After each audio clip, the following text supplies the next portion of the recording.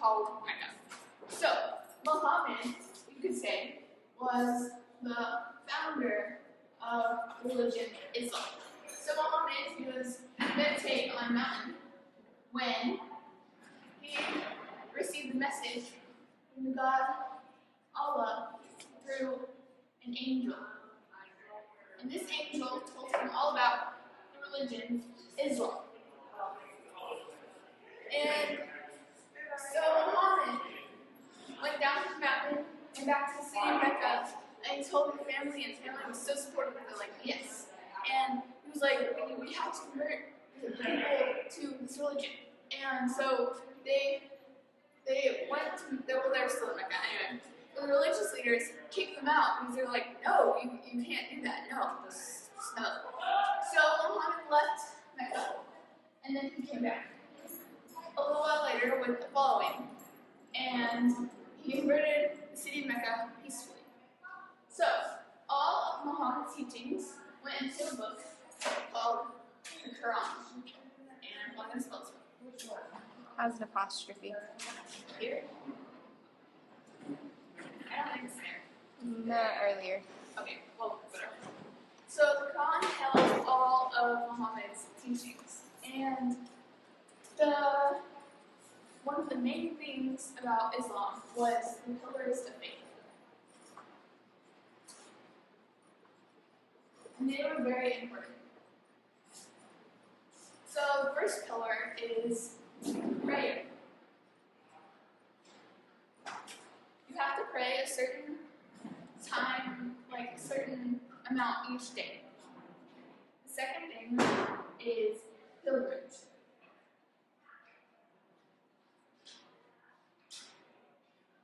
You should go once in your lifetime to the city of Mecca, which is basically the birthplace of Islam. The third thing was the fact that the only God is Allah.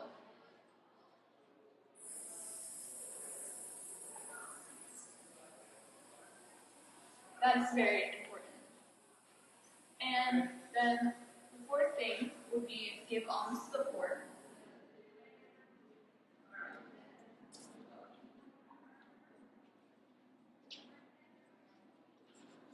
And the fifth thing would be Ramadan, which means that during the month of Ramadan, you would not eat from sundown to sunset. So we talked about Islam, how Islam formed in the city of Mecca, and today we're going to talk about the fact that it was spread into Africa through Arab traders along trade routes. So let's pretend these are trade routes, and that was how Islam spread into Africa.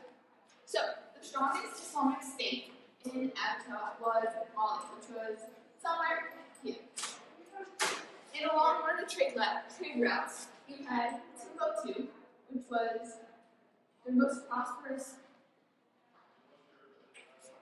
city.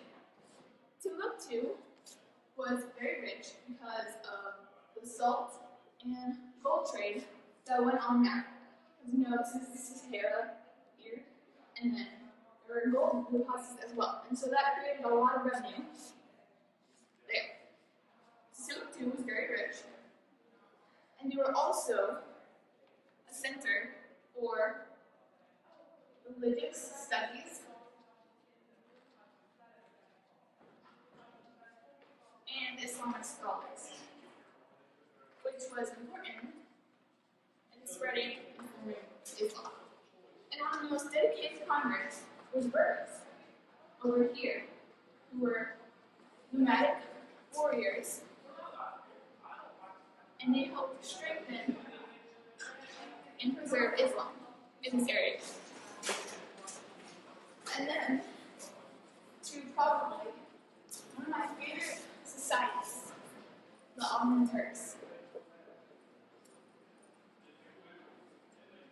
They were also Islamic, and they conquered lots of Europe. And then they destroyed one of the greatest empires the world had ever seen, which is the Byzantine Empire.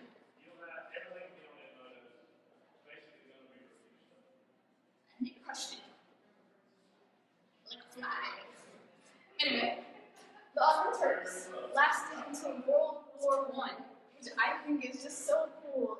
The fact that something that began like so long ago lasted for such a long time period. The thing about the Ottoman Turks, which I also find interesting, is the fact that although the throne was not hereditary, well, it was, but they gave the throne to. It wasn't like the first son didn't get the throne automatically. They had like this right to the death, kind of. So whichever son lived got the throne, which means like this son was killing this son, and this son was attempting to kill this son, and this son was just like, yeah, let's survive here. But that caused problems, and was one of the reasons for the decline of the Ottoman Turks.